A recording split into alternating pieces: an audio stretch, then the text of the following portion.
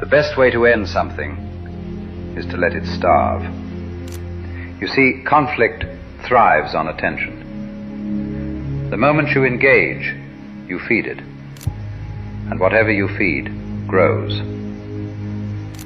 But if you simply let it be, if you withdraw your energy, it withers away, like a fire deprived of air. The world is built on patterns, loops of cause and effect. Most people stay trapped within them, reacting endlessly, playing the same game over and over.